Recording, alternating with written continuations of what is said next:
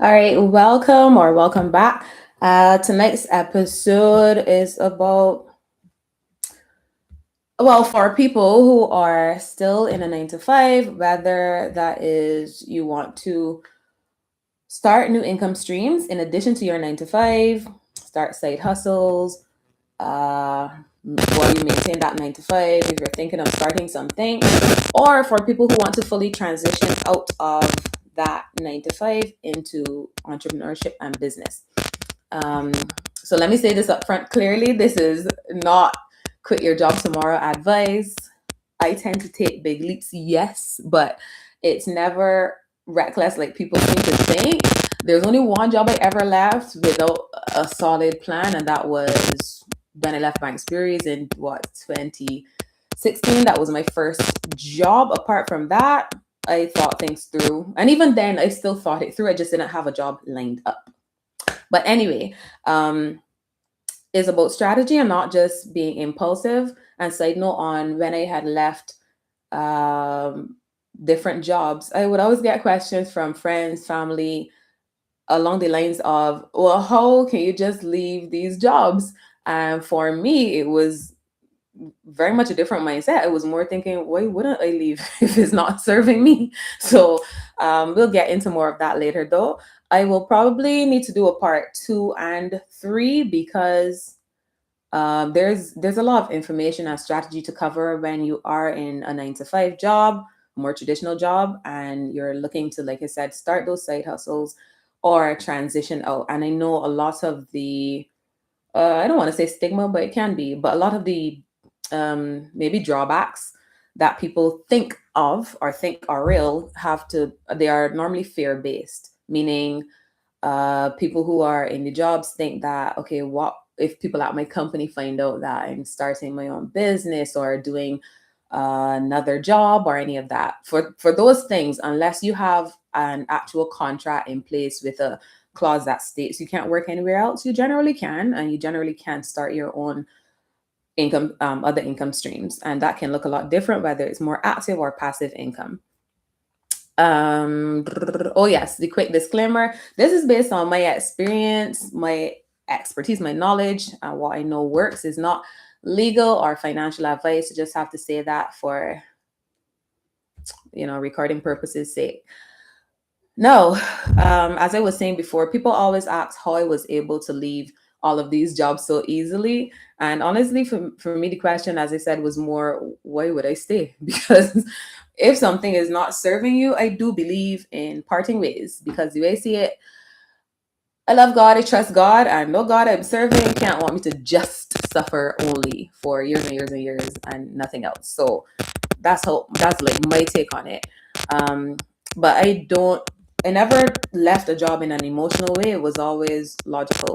And I see a job like anything else. It's a tool, it's a vehicle, and it was never my identity, and it shouldn't be your identity. You are more than any one job. You can start over, you can make a switch, you can pivot, you can adapt. I think people forget those basics, and it's easy to forget. It's human nature. Y'all know my number one complaint by now. I am hot today. Tonight feels extra hot. But I came prepared with a tissue. Anyway, some of you are staying not because it makes sense, but because, yes, you have fear. And I actually Googled a definition of fear because I wanted to say that not just from my head. So let me remind you before I even get into the definition, and I've said it in an episode before, feelings aren't facts. We all have our feelings on the matter. You can feel the fear, sure, that is real, that is normal, but you don't have to make decisions based on fear. Everything doesn't have to be fear based. You can prime your mind to make things more logical. So the definition that I have here: fear, an unpleasant emotion caused by the belief that someone or something is dangerous, likely to cause pain or a threat. And if you think that through logically, every one of those words, it is not a case where leaving your job can typically physically hurt you. It's not going to jump up and bite you or something. I'm seeing a message come through. I hope it's not about my. It's saying fix the microphone. I don't know. Is it good there? Just tell me if it's better. I don't know what issue is having. But thanks for telling me. Still message quickly and let me know if it's fixed. Thanks. Um, where was I? Yes, it's typically a case when we're making decisions that, yes, we do tend to have a lot of fear around decision making, but it's hardly a case that anything also negative will happen, especially if you apply the right strategies for the situation. Next is the conditioning. We all grew up hearing, when you get a job, hold on to it forever, basically, and stuff like that. And that's what we, tonight is going to be a struggle. That's what we typically do. And we've also been taught that jobs equal security, but if it's ticking, I don't know what that means. Um, I'll just try another setting. You can let me know if that's better, but I don't know why in terms of the ticking. But that should be better there now. I switched to setting. Thanks. Right. So I was saying that we all grew up being taught that, jobs equal security and lifelong security and stuff like that. But that's no more true than going into business.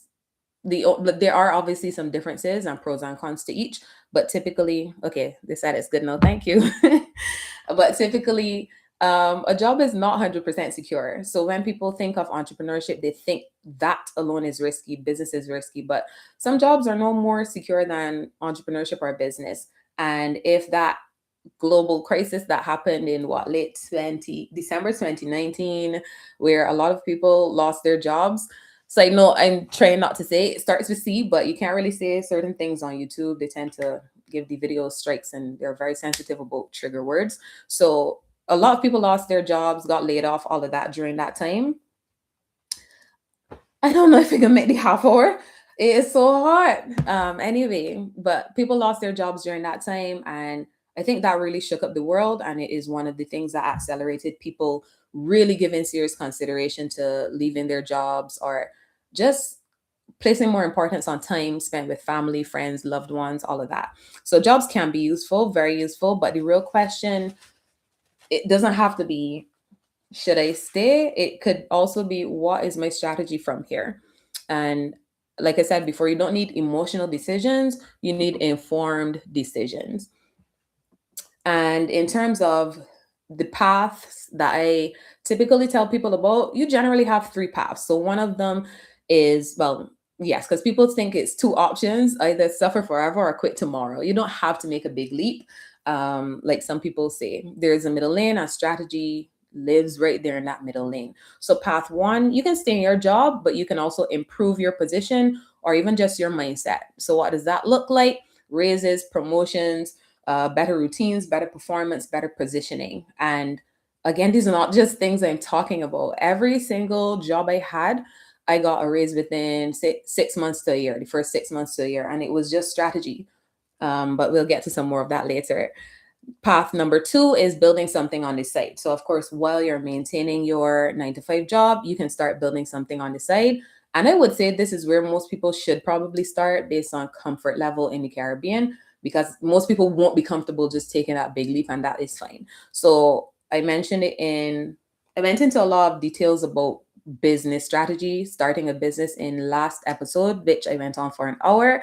So you can catch up on that. The playlist for this whole series is in the description of this YouTube video. So you can catch up on anything that you've missed. But as I was saying in that one, you can learn a skill, sell a service. That's typically the easiest one to start with. It doesn't require any startup capital.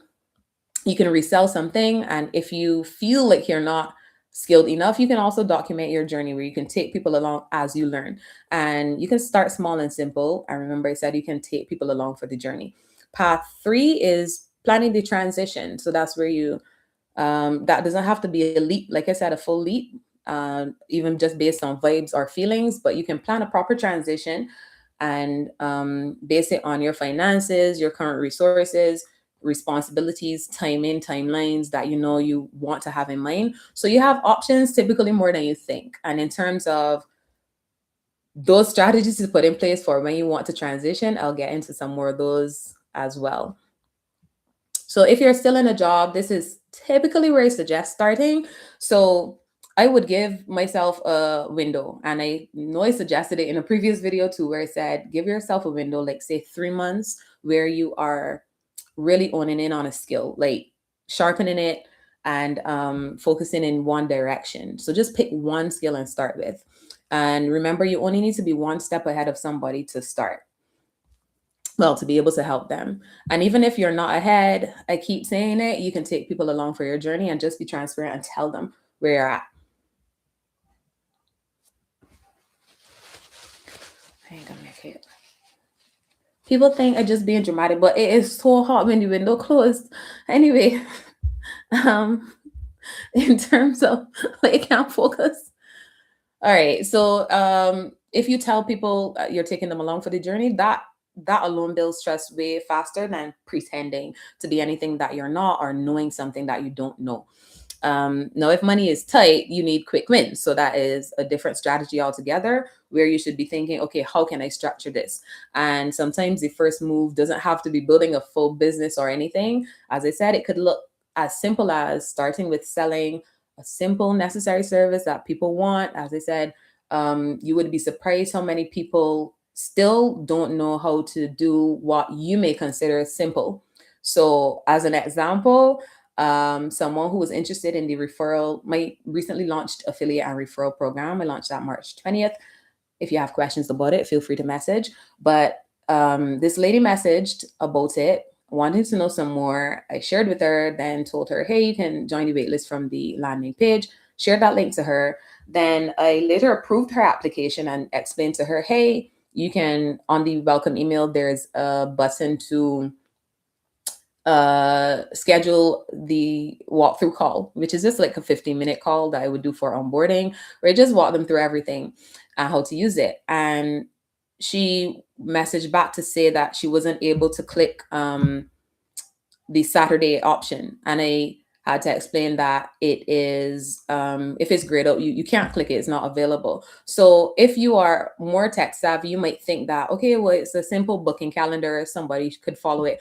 But believe it or not, a lot of people don't know how to do what you may consider basic. So when you start to think in terms of opportunities and gaps, instead of simply say just complaining about something or just seeing the problems and stopping there, you start to find what is a sellable service, what people are willing to pay for based on what they're willing to learn and the knowledge gaps they have and all that. So imagine starting up a simple session where, yes, you teach people how to navigate online, or people hate doing their own taxes.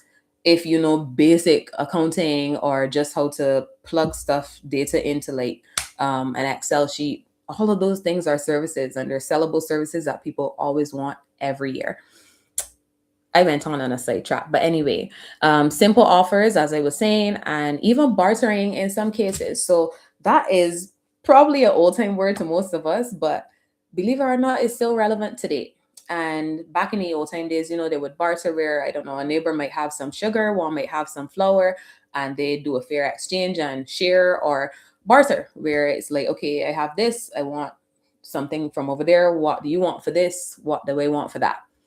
Now, bartering can look a lot of different ways. So, with me, for example, um, well, I would say you would be surprised at what people are willing to trade for, and you literally don't know unless you ask or try. So, at least twice for the week, for example, two people messaged to say that they wanted to book my services, but they were saying that they can't afford me, they can't find the money for it and all that.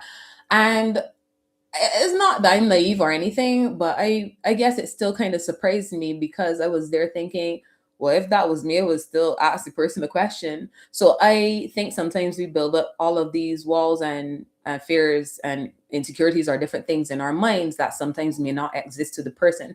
Now, the worst you can hear typically if you message somebody and ask a question is no response, no, or yes, or maybe. It's only a few things you can hear. So instead of thinking fear based, I would message myself, somebody like me, and just ask the question: what would you be willing to do for XYZ price? Or, and I might say no because I'm not dropping my prices, but I do encourage creativity. So, for example, if you see a one-on-one session cost X amount, and you know that is something that may benefit you. And this has even removed me from the situation. If it is a service or a product that you know will benefit you and get you ahead in life or closer to your goals, do not do not stop yourself from, like I said, asking a question or trying. And even if that's not booking my services or anything, I apply this myself to things that I want. I ask questions. And like I said, it's not that I've never heard no in life. I just don't really care. I keep it pushing and try something else. So I would encourage you to do the same. So if you see a session from me that's a one-on-one, that's for X amount price, I, being a person who mostly values time over just about everything else, I would be fine to do a session for two people, up to say like three, for that same price. So go and ask a friend who you know is interested in something and be like, hey, you want to come along and put some money together so we could book this session? Those things I don't care about. I like sharing information. Clearly, I'm here doing it for free. I love spreading knowledge. It warms my heart every week when somebody messages and says they learned something from these sessions. So that's me fulfilling a mission that I feel, I was set out for. And yeah, I think you could do well to just ask questions, quite frankly. So instead of asking, can I afford this thing, is like start conditioning your mind to ask, how can I afford this? And that doesn't go just for my services, as I said, that goes for anything. And there's a guy, Myron Golden, who um, he's I won't go into details. You can Google it, Myron Golden. But he was just one of the people along my journey who helped switch my own mindset in terms of thinking of everything as an offer. So instead of seeing something as unattainable, you start thinking, okay, what offer can I put in place that would allow me to be able to afford this other thing? Meaning, okay, if you were to approach me, somebody who you know loves food, real licorice, Bajan style, and say, hey, well, I bake cakes. Would you be willing to take off some of the monetary value from one of your services in exchange for a cake? Yes, yes, I would. I I still dream about this cake that I said no to over 10 years ago, family Christmas, and it haunts me to this day. Yes, I'm that level of greedy. So, I mean, there's so many things that we stop ourselves from even trying just because we're fearful or insecure or nervous, but you do not know what people are going to say. So my thing is just try, just ask. And yes, I went off on a whole tangent, forgive me. So how to actually win in jobs, let's get back on track. And let me say something people do not think about enough. You can win in jobs strategically. I know it may feel oftentimes like there's no winning in these 9 to 5 jobs. You feel constantly burnt out, run down. You get rewarded with more work when you do good work. I have lived it time and time again.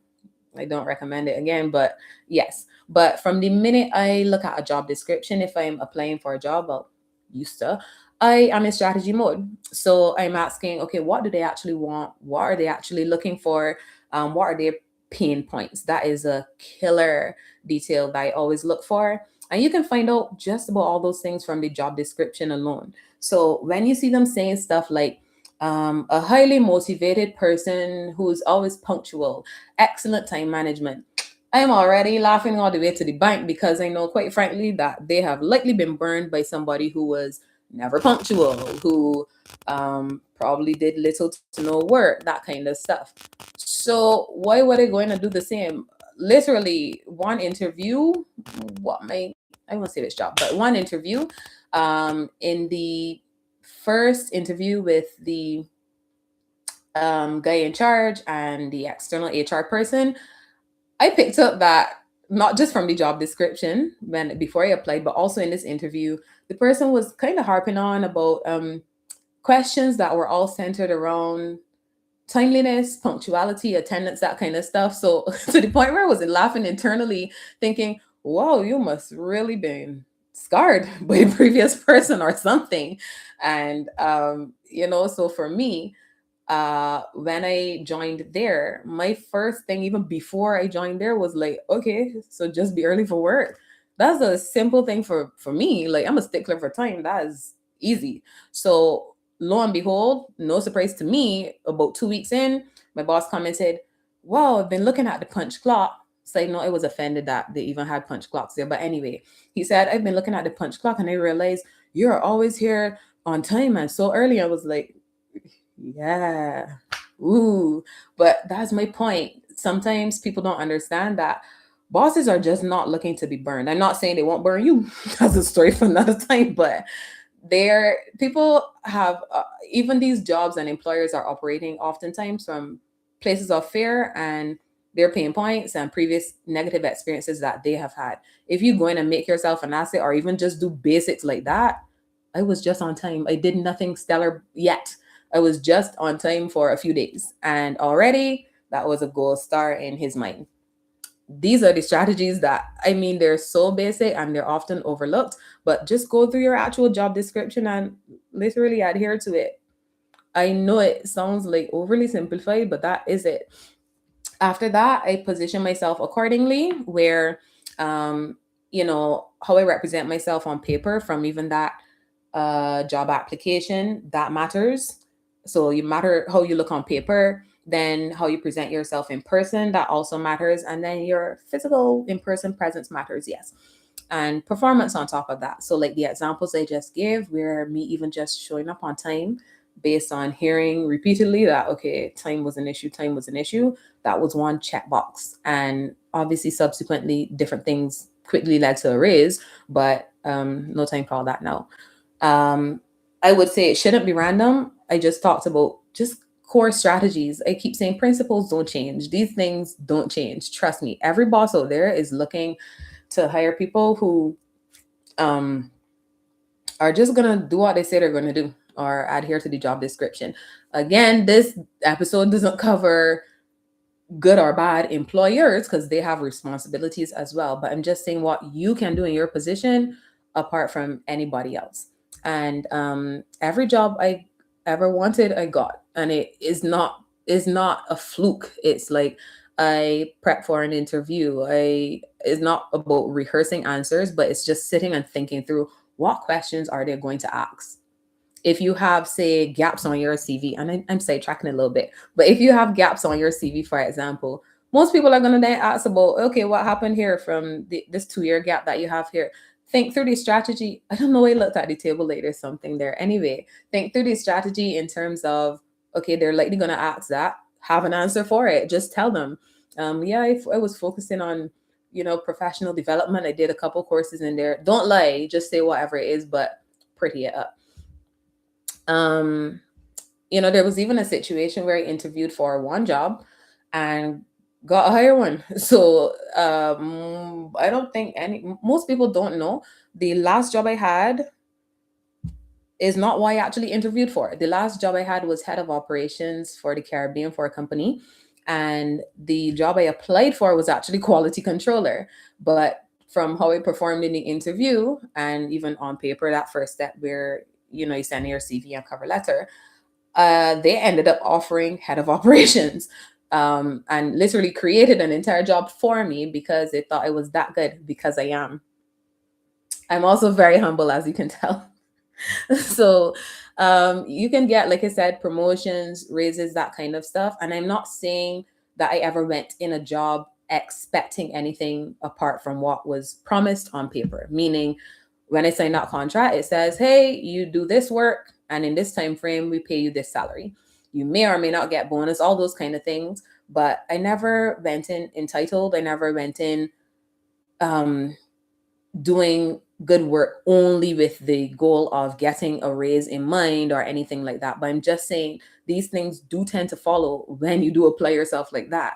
Because if you study it, most people don't go in with those mindsets, and it therefore actually isn't hard for a quote unquote stand-up person to then get those kind of benefits from it. Um, but anyway, as I was saying before, it wasn't like guesswork, it was strategy every time. I was positioning. When I go in, I always observe everything going on around me. I ask people questions, people in management, quote unquote, regular employees. I talk to everybody. I find out what's going on. I look to learn as much as I can. I make myself an asset. So Even if you're in a job right now, don't just exist in it. I know it can feel like a drag, especially if you're somebody who wants to transition out of it. But while you're there, understand that yes, it is indeed a game, whether we like it or not. And if anything, just be good at playing it. So, in terms of systems and routines, this is an underrated advantage area where I would say it is big, meaning a lot of you are tired and burnt out because you don't have systems. I've talked about creating systems in business, but the same principles apply for jobs. And y'all will likely get sick of me saying the keywords: strategy, principles. These things don't, the principles don't change. The same principles I apply in business are the ones I applied in my professional setting, where you're often doing too much and thinking way harder than you even have to because you don't have the right tools in place for the right and solutions for the right problems, and you don't have systems at all or the right systems. You're doing everything manually in your head, as just one example of where you need systems, and even simple ones. So what can that look like? Calendar reminders. I live by my calendar. We always have our mobile phones with us. They're mobile, they go anywhere. And I tend to use Google Calendar because it can sync across different device types and different devices. So I have what, a Mac laptop, an iPhone, an Android, and some applications or tools, as you know, only work on, say, an iPhone and not an Android. All of that. Google Calendar, I set it and forget it. I put something in there and it's off my mind because I know, okay, the reminder will pop up in the time that I want it to pop up to remind me to do that thing. I'm not spending brain power and time and energy trying to remember. Okay, I was just checking YouTube. Trying to remember to do different menial tasks, especially, or even major tasks, because I know I have use the right tool for me for what I need to use it for, and I can forget about it. So you can do checklists. You can do checklists on your phone. You can have written ones. I use both, quite frankly, based on what it is, and create good routines for yourself. A lot of this sounds like basic advice, but believe it or not, people do not follow it. So put things in place to deal with yourself. Be honest with yourself. I know I can be forgetful. Most people actually think the opposite, because but it's honestly just because I use the right tools and applications for the right problems, or I put the right solutions in place, right systems, all of that.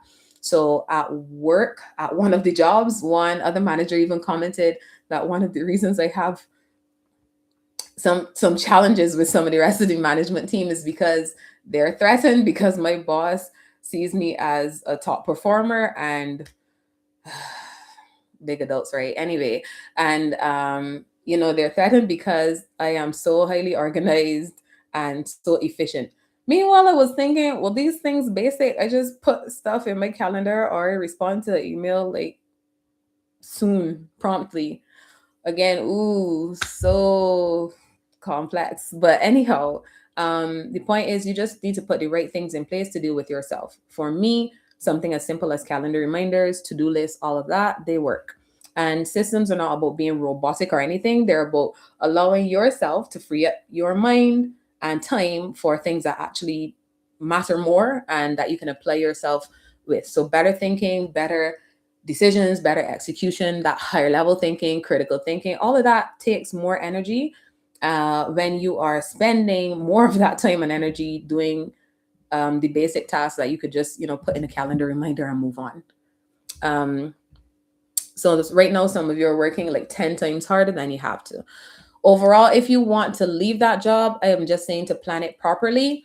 You don't have to romanticize the leap. I think a lot of times we grew up seeing TV shows where somebody just says, I quit, and they walk out.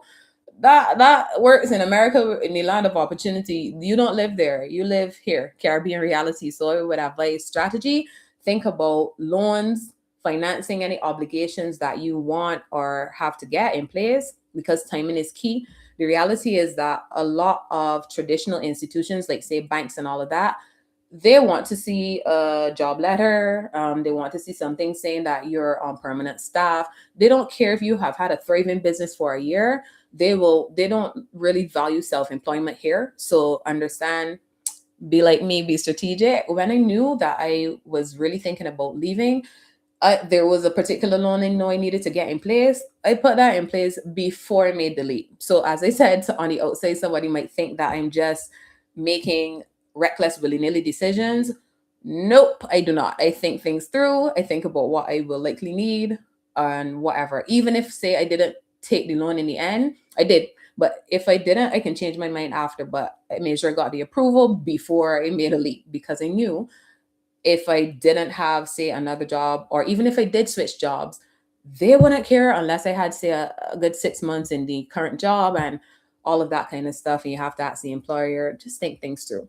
So if you know you need, as I said, a loan, a mortgage, anything like that, think it through before you make the leap. And then, just in closing, there's no one path, as I said.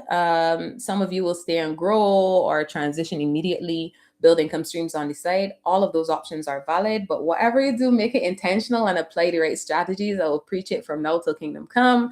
And you don't need to, burn down your entire lifestyle or anything to build a new or better lifestyle. And just remember the last thing that I'm going to say for now, why I always tell people, get attached to the mission or vision, but not the vehicle to get there. So good night, signing off. It's now like 7:30. Thanks for joining.